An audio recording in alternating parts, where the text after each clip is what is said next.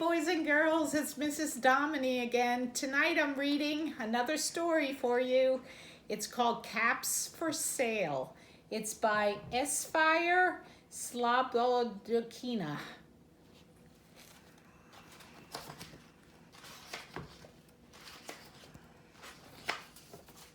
Once there was a peddler who sold caps, but he was not like an ordinary peddler carrying his wares on his back.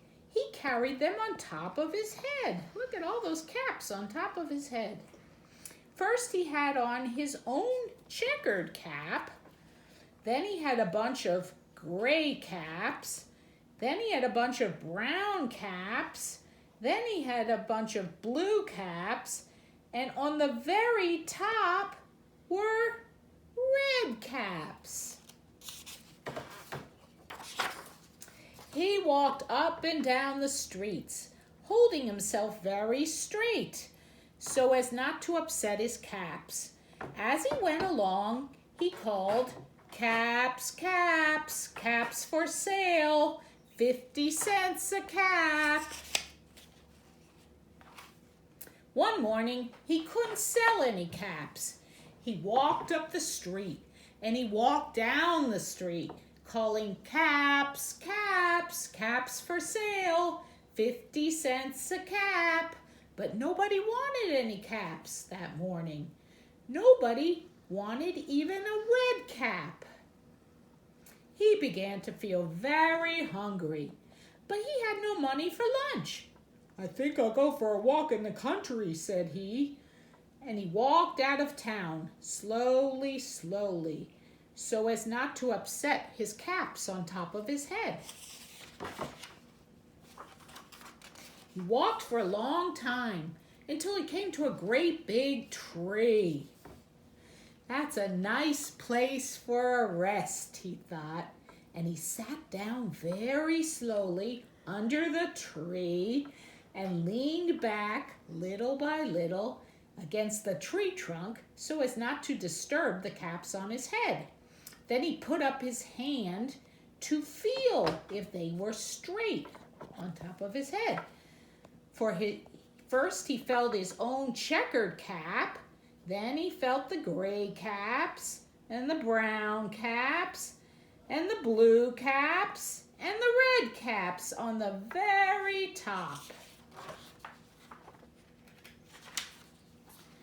They were all there, so he went to sleep. He slept for a very long time. When he woke up, he was refreshed and rested. He felt great. But before standing up, he felt his head with his hand to make sure his caps were in the right place. All he felt was his own checkered cap. Where did all the other caps go? Uh-oh. He looked to the right of him. No caps. He looked to the left of him. No caps. He looked in back of him. No caps. He looked behind the tree. No caps. Where did the caps go? Then he looked up into the tree.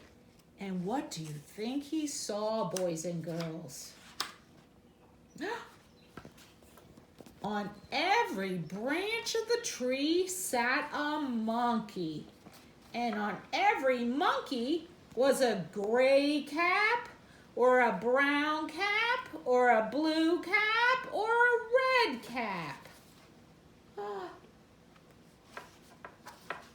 The peddler looked at the monkeys, and the monkeys looked at the peddler. He didn't know what to do. Finally, the peddler spoke to the monkeys. "You monkeys, you," he said, shaking a finger at them. "You give me back my caps." But the monkeys only shook their fingers back at the peddler and said, "Tss, tss, tss." This made the peddler very angry. So he shook both hands at them and he said, "You monkeys, you give me back my caps."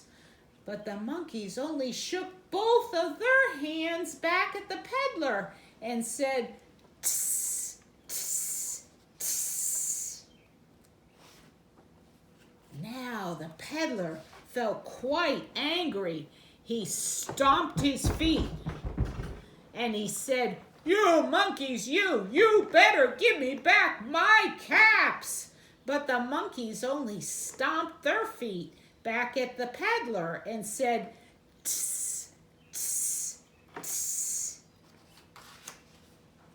By this time, the peddler was really, very, very angry.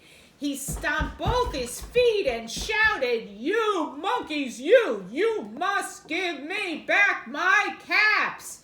But the monkeys only stomped both their feet back at him and said, "Tss, tss, tss." At last, the peddler became so angry that he pulled his own cap, his own checker cap, off of his head, threw it on the ground, and he began to walk away.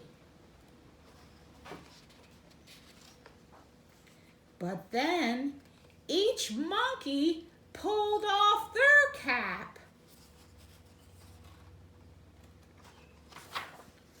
And all the gray caps and the brown caps and the blue caps and the red caps came flying down out of the tree.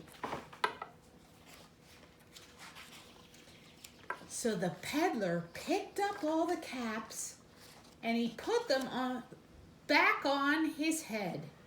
First his own checkered cap, then the gray caps, then the brown caps, then the blue caps, then the red caps again on the very top. And slowly, the peddler walked back to town calling, "Caps, caps, caps for sale, 50 cents a cap." The end. Hope you enjoyed my story, boys and girls. Miss you. Hope to see you soon. Bye.